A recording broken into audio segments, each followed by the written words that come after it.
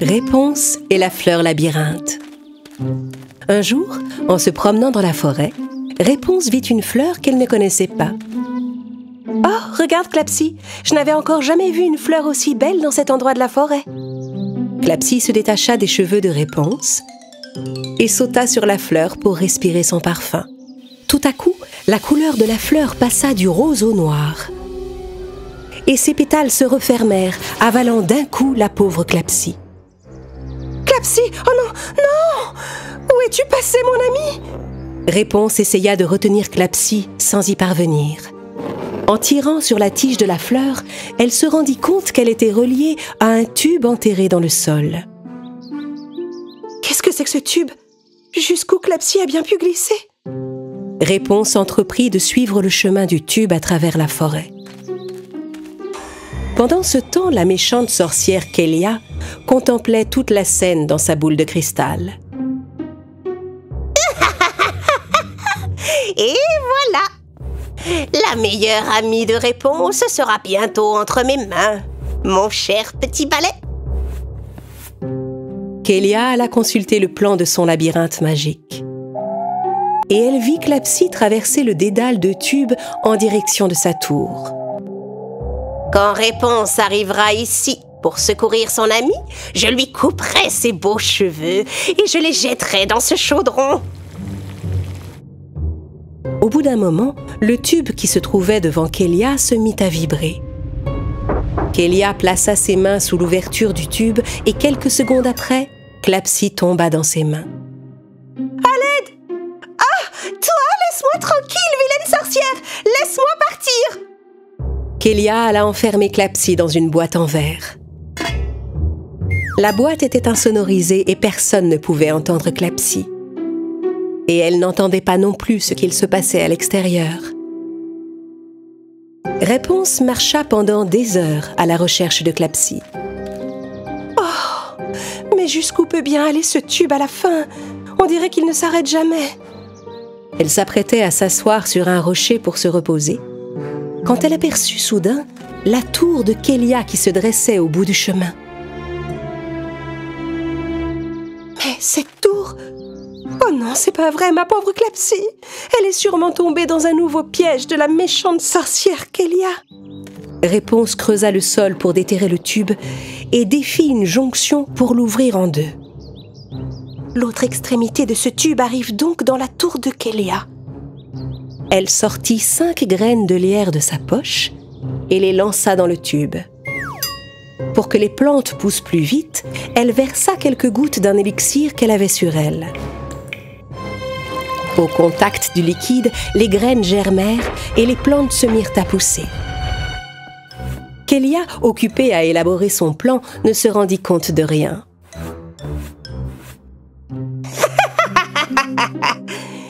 Quand j'aurai volé les longs cheveux de Réponse, elle n'aura plus besoin des services d'une barrette en ton genre. Je n'ai pas raison, petit balai?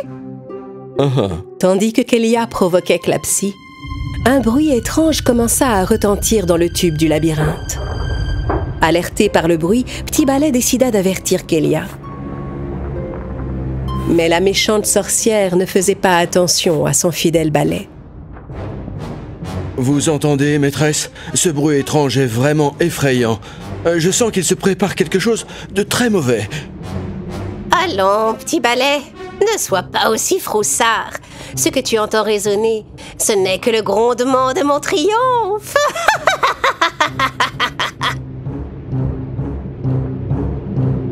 Soudain, de longues branches de lierre sortirent brusquement du tube et pénétrèrent dans la pièce. Kélia regardait le lierre pousser à toute vitesse, stupéfaite. Les branches se multipliaient et grandissaient si vite qu'elles envahirent entièrement la pièce.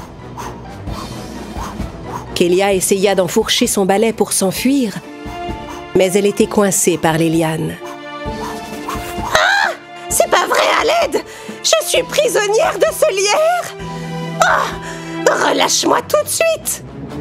Réponse regarda la tour de loin et vit le lierre qu'elle avait semé dans le labyrinthe de tubes ressortir par la fenêtre. Ça a marché. L'intérieur de la tour doit être complètement envahi par le lierre. Parfait. Et maintenant, je vais aller délivrer Clapsy. Réponse courut au pied de la tour envahie par le lierre et lança sa longue chevelure vers la fenêtre. En s'y agrippant comme à une corde, elle grimpa en haut de la tour. Kélia, toujours prisonnière du lierre, vit Réponse entrer et comprit ce qui s'était passé. « Réponse, ma chérie. Allons, je t'en prie, libère-moi de ce lierre. Je ne toucherai pas à tes beaux cheveux, je te le promets. » Non, je n'ai aucune confiance en toi, Kélia. Comment je pourrais encore te croire alors que tu viens d'enlever ma chère Clapsy? C'est mon amie, tu ne réussiras pas à nous séparer.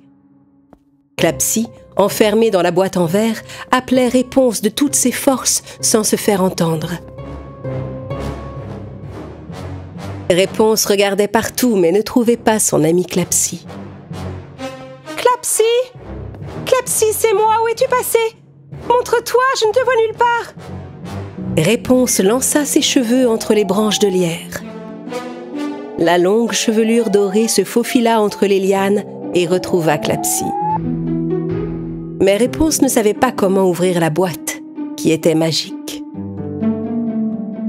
Pendant ce temps, Kélia réussit à attraper ses ciseaux et coupa les branches de lierre qui la retenaient. Elle s'approcha discrètement de Réponse pour couper ses cheveux, quand tout à coup, le lierre l'entoura à nouveau en la serrant encore plus fort. Qu'est-ce qui se passe encore? Relâche-moi immédiatement. Encore raté, mais tôt ou tard. Réponse, je parviendrai à m'emparer de tes beaux cheveux d'or, j'en fais la promesse. Réponse et Clapsy réussirent à s'enfuir de la tour de la méchante sorcière Kélia grâce à la chevelure de Réponse. Mais Clapsy était toujours enfermée dans la boîte en verre. Réponse retourna à l'endroit où elles avaient trouvé la fleur noire. À l'arrivée de Réponse, la fleur était redevenue rose. Regarde, Clapsy, la fleur a retrouvé sa couleur depuis qu'elle est débarrassée des tubes. Elle va peut-être pouvoir nous aider. Réponse approcha la boîte qui contenait Clapsy de la jolie fleur. À cet instant, la fleur émit une vive lueur rose. Sous l'intensité de la lumière, la boîte en verre fondit et Clapsy fut libérée.